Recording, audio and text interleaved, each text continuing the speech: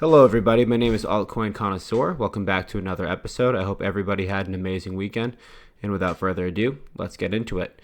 So, earlier this week, someone commented that they didn't like my AI art. And that's totally okay. I definitely get it. So, what I did instead is I drew a lizard person. You can see that I am a modern day Picasso. And he says, "Oh, I eat liquidity from overly enthusiastic retail traders. Yum." And then the liquidity heat map is over there. So I thought that was kind of funny. But anyways, let's get into some business. So for today's agenda, we have a couple of things. So first off, thank you for the views, likes, and comments. I made this channel in order to challenge myself to stop consuming and start creating and share my ideas. And I'm really happy that at least my last video or video and shorts have been catching a little bit of traction. So I'm very grateful for that. So with that being said, let's go to some updates. So what we'll do next is we'll check out the lizard people chart along with coin market cap, see how we're doing. I found another cool thing on others that you might like using some different indicators that I haven't used yet. We're going to go over Bitcoin and its battle with the 200 simple moving average. It's kind of sort of line in the sand. I mean, I might have phrased this incorrectly, as the 200 SMA has been usually around where Bitcoin bottoms and bull markets start to begin. We can dip below it, but we'll get into that in a little bit. Then I want to talk about the stock market, because we can't simply look at Bitcoin and crypto in a vacuum. It is very intertwined with things such as the S&P 500, the IWM, also known as the Russell 2K, as well as the NASDAQ. So I'm going to go over, is the stock market going to crash our hopium? And I do love it when you talk bubbly to me, because everyone likes to talk about bubbles. But are we truly in one? We'll discuss this a little bit. I'll discuss a little bit about the decoupling concerns. I'll talk about if crypto is really decoupling, if it's bad, and if it has happened before. And then finally, I want to go into SpaceX. I'm going to go into tinfoil hat mode for a little bit. And I'm going to talk about if you should chase shiny new objects, and then if not, what to do instead. So if you like that concept, if that all sounds interesting to you, hit the like and subscribe for more crypto fun. So anyways, let's go ahead and start off on CoinMarketCap.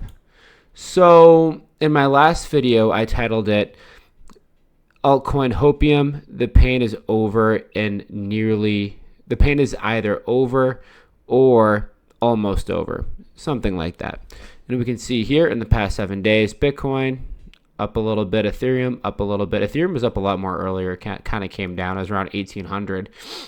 And if we look around here, we have a little bit of green. Nothing to write a Christmas card about, but we're getting up there, near having a nice day once again. I think earlier on this was higher. Let's look on the daily here. Oh no, it's around the area that it was. Okay. Yeah, cool. Yeah, so we're making a little bit of progress. You know, we shouldn't get too overly optimistic and excited about a couple of green candles, nor should we get overly pessimistic and sad about a couple of red ones. So that being said, let's take a look at my favorite chart, and this is the lizard people heat map. I'm just going to refresh this. This has been up for a little while now. So let's take a look at Bitcoin on some different time frames here. So we have some liquidity that's building to the downside. So the yellow lines represent larger amounts of liquidity. These people think that the market is going to go up from here.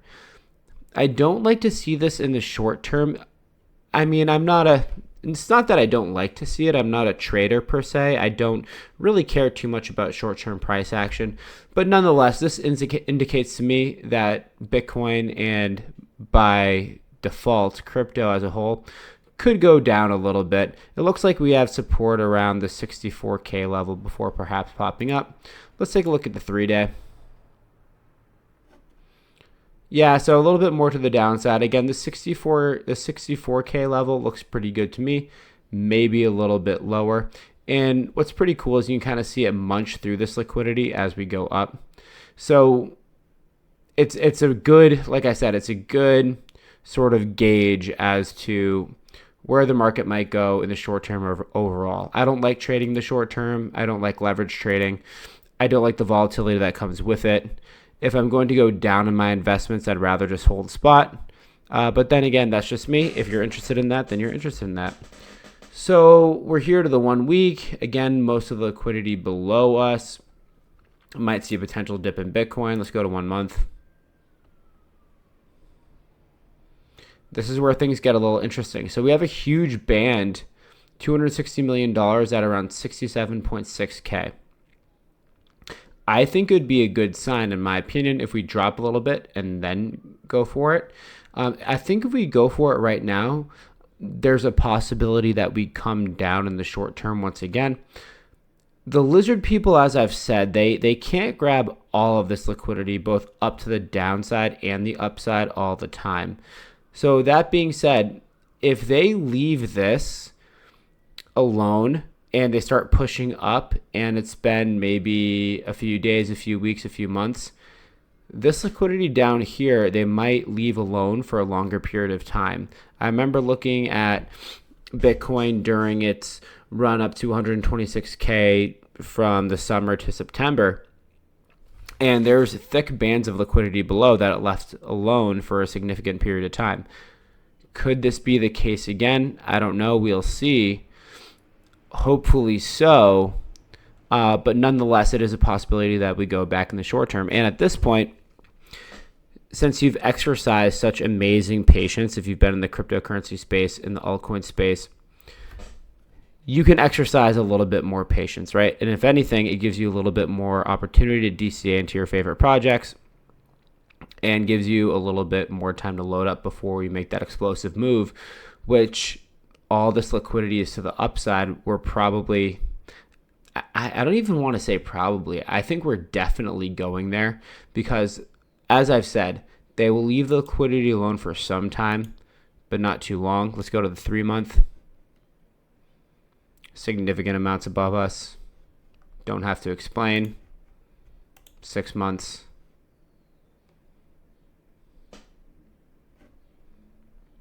Yep, they're going to eat all that up. It's just like it's so cool to see. It's just a little, it's a Pac-Man guy eating up everything, right? Look at all this down here.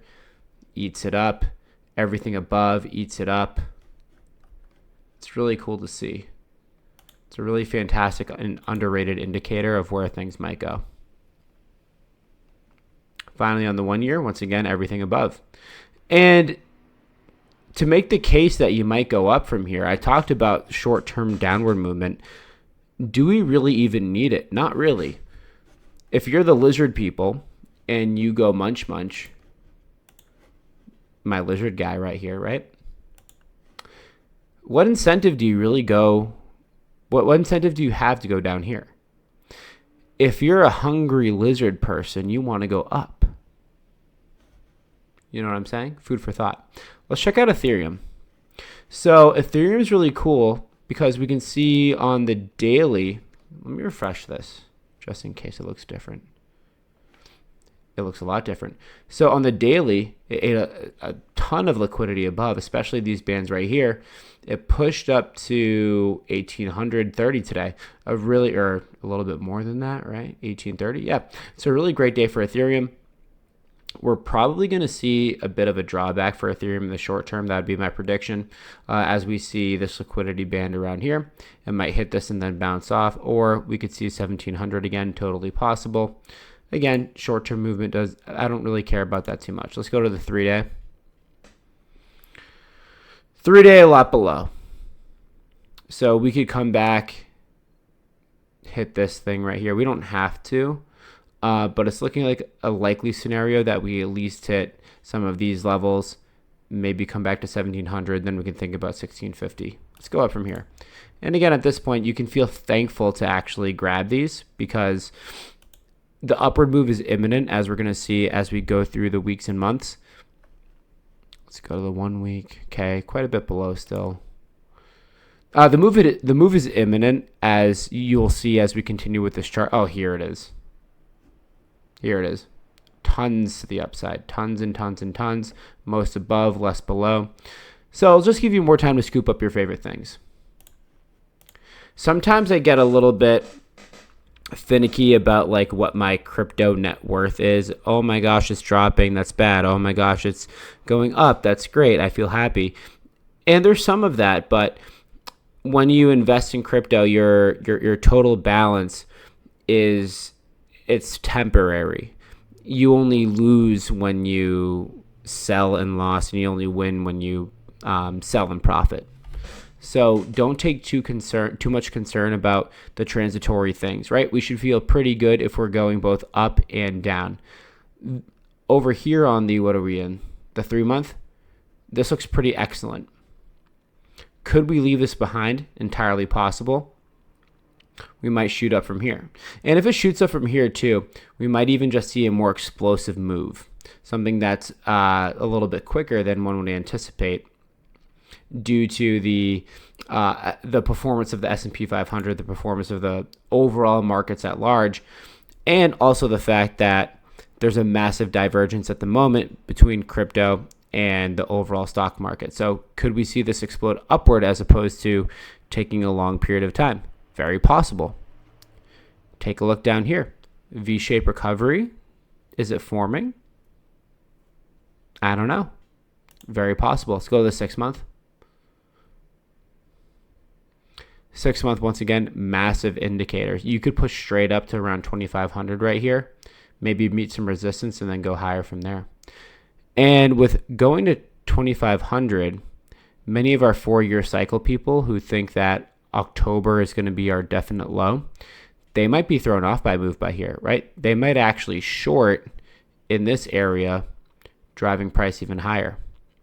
We never know, but what we do know is that our lizard friends are not going to leave this band alone, so we will be coming here. It's just a matter of when. So I said I found a cool thing on others. Let's take a look. So in my last episode, I talked about something regarding our overall downward move, 547 days. And what I found this time is that if we were to take an area where we started kind of coming down and then we pop back up, almost our first, shall I say, bull market rally to the absolute bottom. So first bull market rally, absolute bottom, 244 days. And then here, first bear market rally. Now, not the absolute bottom, but let's pretend that this might be the bottom for this cycle for others, 243 days. Some people who are proponents of a longer cycle may say something along the lines of, oh, wait a minute, this one in 2022 dropped 81%, but this one recently only dropped 50.89%. That means we have a longer way to go.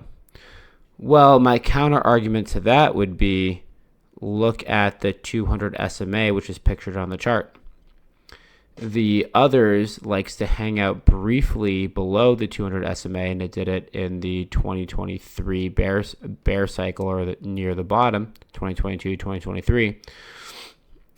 And it just took that 81% to get down there. Whereas in this cycle, it only took 51% to get down there. Let's take a look at the relative strength index. So in essence, the RSI measures, well, the strength of the market, if you were to put it in the simplest terms. So we can also see that we are near the relative lows of 2022 and 2023. As a matter of fact, our low currently is a bit higher, which is good news. Now, last time we got down near this mark where we had our 244 days in our bottom, RSI was bottomed, and as soon as RSI crossed the RSI moving average and moved up and through it, we could see that we had a massive explosion, or the start, shall I say, of a massive explosion to the upside. If you look here, we are fairly close to the moving average. And if we pop up a little bit, and there's some indications that we may be doing that right now, especially in conjunction with our fear and greed index, especially in conjunction with our altcoin season going up despite the relative downward movement of Bitcoin. There's a high likelihood that we have a very good shot of popping up through this in the next couple of months, maybe August, September, October. And to take note of our 2022 lows, just because we didn't cross above the moving average does not mean we didn't have upward movement. We had a big green candle, a few red ones, and then finally our upward move. Could we see something similar here, or do we push up faster? Only time will tell. Let's take a look at Bitcoin. So here's Bitcoin in its battle with the 200-week simple moving average. This average has served as either a bear market bottom, such as in 2019, such as in March of 2020. I shouldn't say bear market, I mean like downward periods, a little wick below. Here in 2022, we came down below it a little bit. And then right now, we've wicked below it, and we're basically touching it once again. This could be a very solid point of reversal. Could it go a little bit lower and hang out below the 200-week simple moving average for a little bit? It's very possible. Why is it very possible? Look at the moving average of the RSI compared to the actual RSI on Bitcoin at the moment. Back here in 2023, January of 2023, we were going up on the RSI and closing in on the downward sloping moving average of the RSI. Right here, we have a farther way to go until we get there. So the other day I said, others will lead the bull market. And what we can take note of is that others' RSI is closer to its moving average. Others has already dipped below the 200-week simple moving average.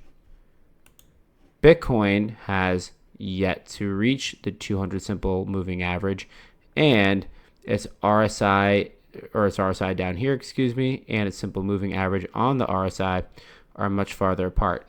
So could it be possible that we see a very rare scenario in crypto where others are going up as Bitcoin tends to trend down for a little bit?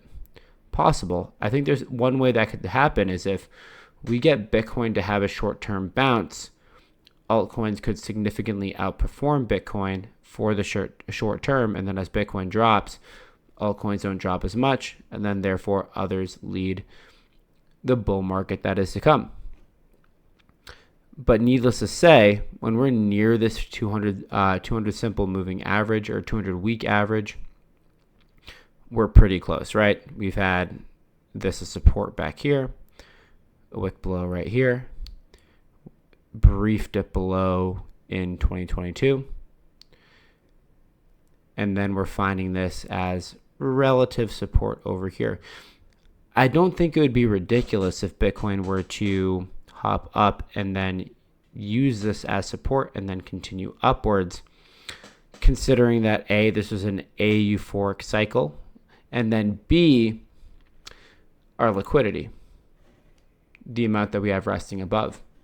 So many people say, or many analysts, not people, but analysts who are in the space, say that this might be a time-based capitulation where you kind of just chop around in here for a little bit, not necessarily dip below it in price, but chop around sideways according to time before we pop up and we have our explosion. If we are going to have a crypto explosion, we need the stock market to help us out. Bitcoin and crypto, they don't exist in an isolated fashion. So let's go ahead and check out the SPX 500. Yeah, that's right. XPX, S&P, SPX, whatever, right?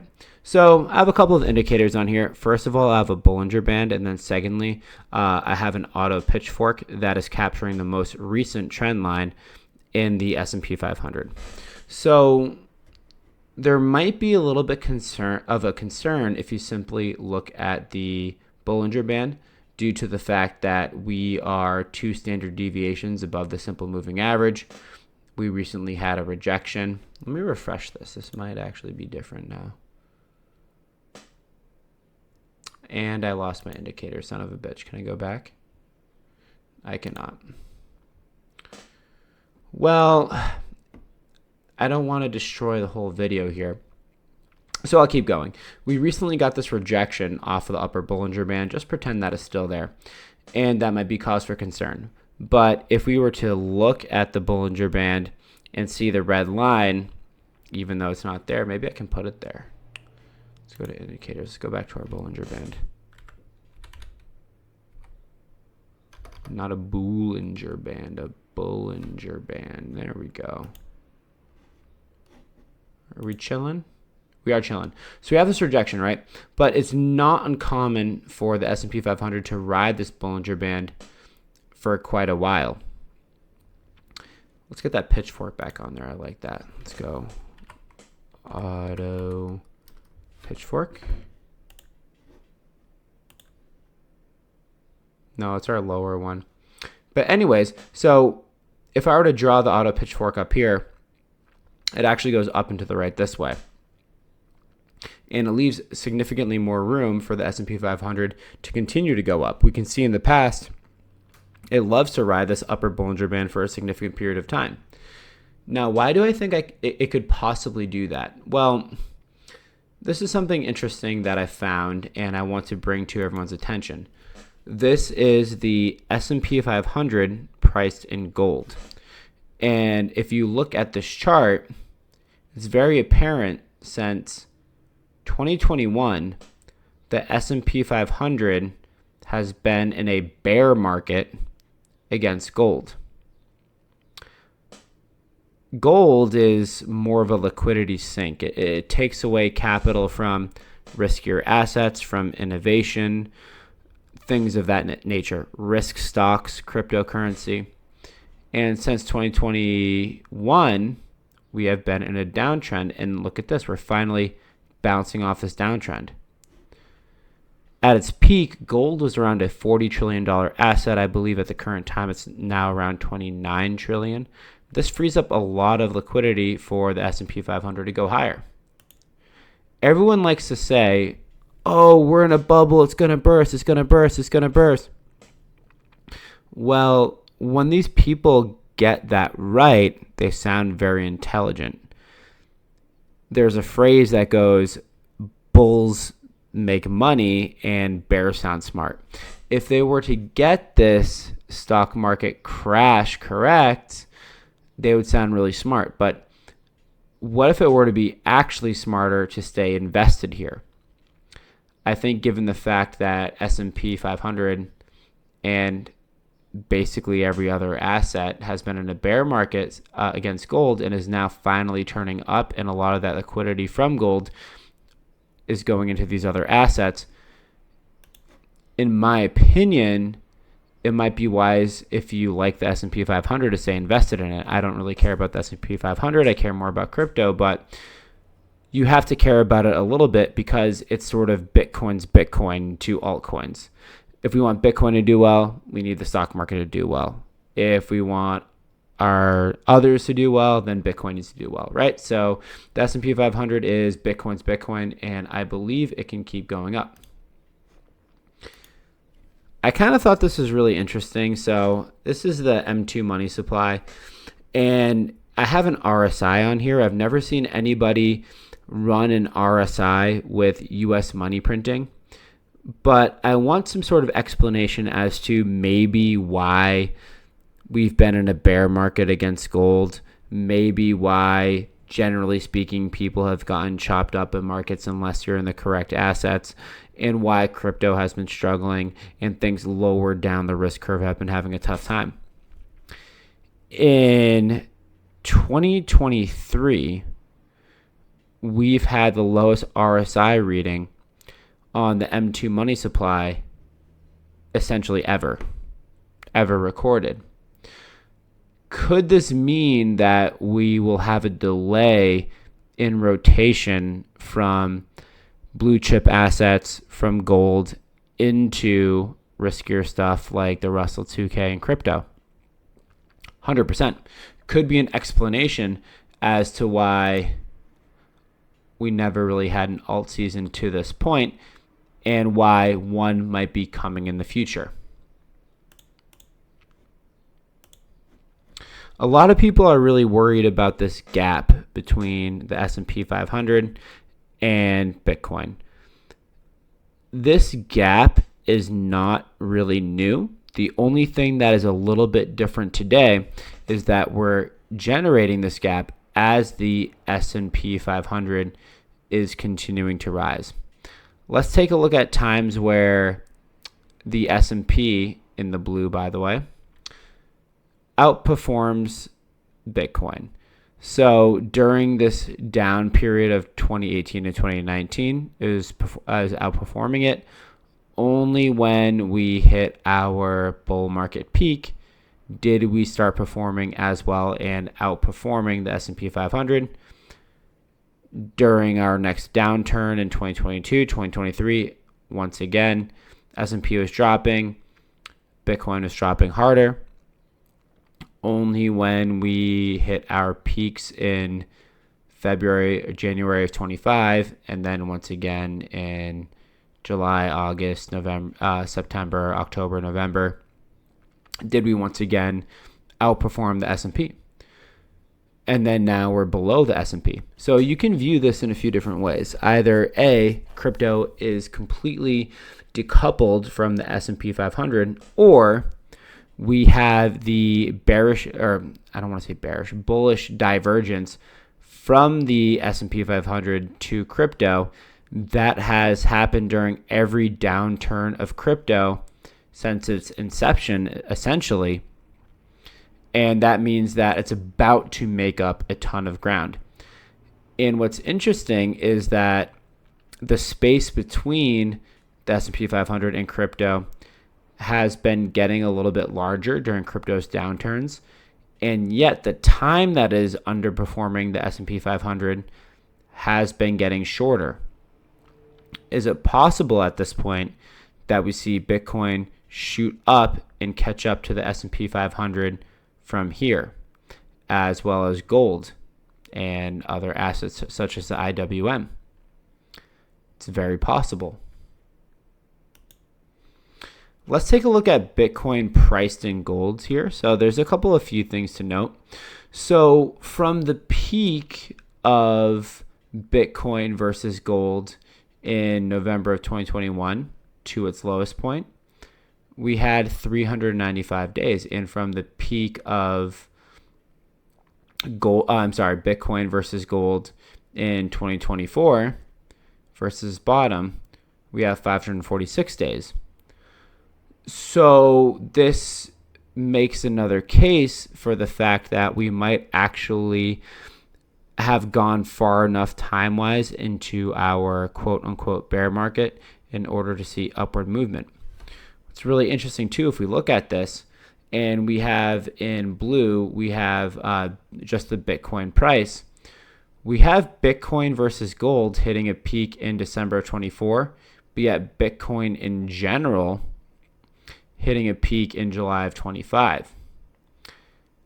What this might mean is that we've been theoretically having our bear market since December of 2024. And this is reflected in others' performance, December of 2024. So our bear market in crypto as a whole has been going on for a significant longer period of time than you would believe if you look at it through that lens, meaning that an upturn relatively soon would not be unrealistic, especially with S&P 500's performance, IWM's performance. I mean, look at their performance. In other downturns in crypto that we've seen in the past, IWM, S&P, even gold, they're all crashing. With the exception of gold, these assets, the S&P and the IWM, which are correlated with crypto success, are going up. A lot of people think that it's going to take a very long time for crypto to go up, and we can even see that in the RSI and maybe a little bit in our lizard people chart too. But with this strong performance and some other risk assets, you might actually see a snapback rally in Bitcoin and in cryptocurrency similar to that of Google. And I don't have the Google chart now. I'll have to bring it up next time. But it's not unrealistic to think that, hey, bottom's in right here. Time to explode. Time to close this gap once again. Time to push above the S&P 500. And time to push above the IWM and gold as well. And the sentiment in the market and the fear in the market might give hints to that. Let's take a look at SpaceX. So a lot of people are very concerned about SpaceX IPO launch. They're very concerned about the fact that at launch, it's a $2.16 trillion asset that is currently moving upward like a meme coin in its first 2 days. It is fairly ridiculous that SpaceX is a larger market cap than Bitcoin, of all things, and at this point, nearly the size of the cryptocurrency market as a whole in its first day. Now, what do I think about SpaceX? Let's take a look at it. Can we look at this chart? I don't want to view the ad. No, I'm not going to view the ad. So we just know that in the last day it's up 15%. You know, the rockets are going to space. It has to do with human space flight and Starlink and all of these fancy things. But one thing that we should be very aware of, especially if we're involved in cryptocurrency, is the fact that the government, the lizard people, things of this nature, they play the game of the stock market in order to extract wealth from the sheep, from the herd, from the normal people. So it's important that we consider the fact that since the government likes to lie to us, likes to gaslight us in every imaginable way, what if human space flight is entirely fake? I'm not here to, this is where I put on my tinfoil hat. I'm not a channel that's about conspiracy theories. I'm not a channel that's about politics. But what if it were to be the case that, for example, in the Apollo missions, in this most recent Artemis mission, we never actually went to the moon, and people don't really fly in space? If that were to be true, and I'm not claiming that it is 100%, I'm just asking you to entertain the idea, how much of a slap in the face would this be to the common person? If this were to be entirely fake, and everyone is buying into it, creating a market cap that is $2.4 trillion, do you know how severely manipulated this will be? Do you know how much insider trading this would be? Could you imagine the possible dump that may be to come to liquidate as many people as possible to make the richest people in the world even richer? It's kind of staggering to think about, especially considering Elon Musk just became the first trillionaire to exist.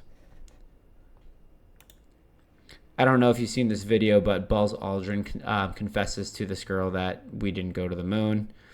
I'm not going to play it, but you can look this video up if you so desire. Again, not the focus of my channel. This astronaut's name, who is on the Artemis mission, her name is Christina Koch. And I'm going to, that's kind of a funny name, but whatever. I'm going to play this clip really quickly, and we're going to see that her earpiece, for what she's trained to say, for what people are telling her to say in the back, goes out, and she literally goes, uh-oh. Let's check it out. When we saw Tiny Earth, people asked our crew what impressions we had. And honestly, what struck me wasn't necessarily just Earth, it was all the blackness around it. Earth was just this lifeboat hanging undisturbingly in the universe. You can see here that the communication must have cut out or something. There's the uh-oh. So now she's trying to figure out what to say. I may have not learned, I know I haven't learned everything that this journey has yet to teach me. But there's one new thing I know, and that is Planet Earth, you are a crew. Yeah. Thank you. And what is that line, Planet Earth, you are a crew? Now, again, very important for me to emphasize. I'm not here to talk about these type of things. I'm not that type of channel. But it's worth investigating and at least considering with the launch of a brand new $2.414 trillion asset. Also worth noting, by the way, Christina Koch, she's an actress. She has an IMBD account, and she was actually in Mad Max Fury Road. So something to consider. So that's all I have to say about SpaceX. Could this be... I think this is just a game. As Altcoin TA likes to say, the stock market, crypto, all these assets, it's a game to help the wealthier become more wealthy. And the way we can navigate that is through acting intelligently by being informed in technical analysis and not falling for news articles and not falling for hype such as this. So when I saw SpaceX come out, I was thinking to myself, should we follow new shiny objects? And in crypto right now, there's actually a lot of them. So if you look at the top 100 coins in performance over the last 90 days, and you look at the top several of them, you kind of have to think to yourself, what the fuck are these? What is Beat? I've been around since 2021. What the fuck is Beat? What is this Japanese thing? Sky the Ethereum gas. What is all this? This is brand new stuff that is fairly unnew to me, and it's performing extremely well. One might be tempted to go ahead and say, you know what, screw it, my coin that I picked, the coins that I'm DCAing into right now, they're boring. I don't really feel like it. I'm going to hop on something that's more hot at the moment. Let's see if that's necessarily a good idea. So let's scroll down the chart and let's pick one out. Where are we? Beat. I don't want eToro. Get out of here.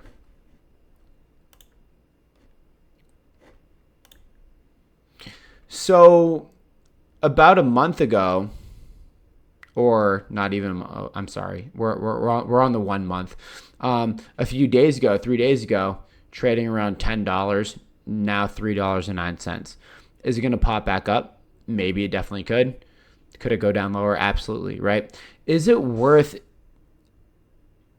taking your assets that you've been holding for a long time and putting into something like this? I would argue no. Let's take a look at a few other ones here. So we have Japanese guy. What's Japanese guy? Actually, not looking too bad. This one looks a little bit better, but still, we don't know on the other side of this where all of these people are going to take profit. Not to mention that it's been around less than a year. Not to mention we don't know what it is. And the total supply is 1 billion, whatever this is. And we have a profile score of 31%. Maybe not the best. There's another one. Humanity. Here we go. Look at this violent move. Humanity was ranking, I believe it got up into the 30s in total rank by market cap. Look at its move. It lost 70% plus, maybe even a little bit more in one day. So while you can get FOMO for assets that are doing a little bit better than yours, and I'm not saying to ride a terribly performing asset into the ground, it might not be worth it to invest in something so new, which is why one of my requirements is the coin has been around at least 2 years.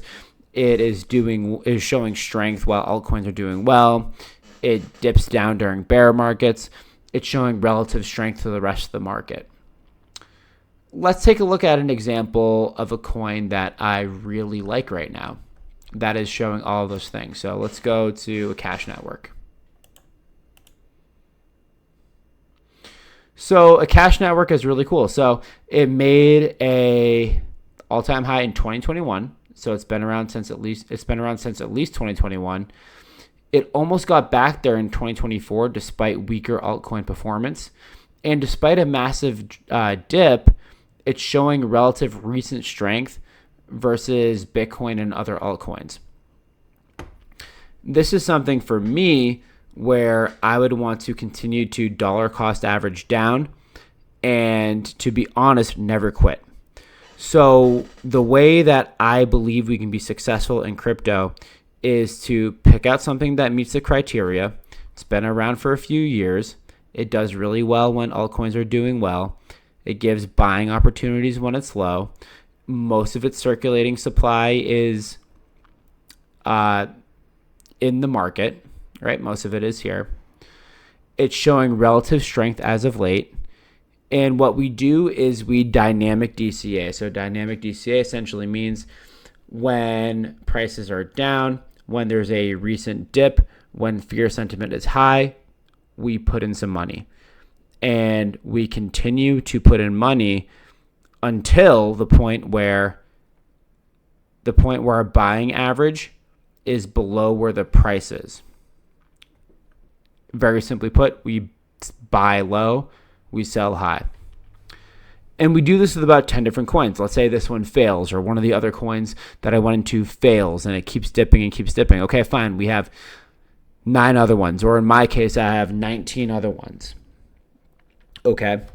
My strategy is, in these high fear environments, I'm going to DCA down, and I'm going to wait to sell until I win. That is my stance with the altcoins that I buy. In essence, if I see that it's doing well, I refuse to lose. And what does that require? It requires you to withstand a lot of volatility to the downside. It requires you to be extremely patient. And it requires you to not get overly emotional at the first green candle you see, right? You simply buy low and you sell high. When you look at the past history of the chart, it looks extremely easy to do. But in practice, it's quite difficult because you let your emotions get in the way, and you let your emotions make you make poor judgments. If you look at this chart historically, at least in my opinion, I believe it's going to go significantly higher than where it is now. I believe it's probably going to at least go here or possibly here. Given the fact that we haven't had a true altcoin season since 2021, given the fact that this coin is showing relative strength, I could even see $8, $10, $12, $20, maybe even. You make your money by buying in fear, waiting, and then selling and having heavy greed. So apply that concept to some of the coins that you own.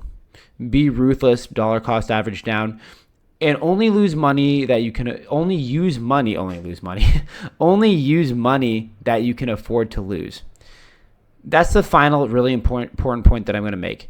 I will ride this into the ground, and I don't care. I'll keep dollar cost averaging into it unless I see that it's losing key support levels from the past cycle. If I were to lose all my money in this coin, would I be sad? Obviously, yes. Would it destroy my life? Did I lose my rent money? Did I lose money for emergencies? Did I lose money for groceries or maybe even to go on a vacation once in a while? No, I didn't. So I'm going to be ruthlessly patient. I'm going to aggressively dollar cost average down in periods when I can and with amounts that I can afford. And I'm just going to simply wait until my buy average is well below where the coin is. And then hopefully make a fuck ton of money.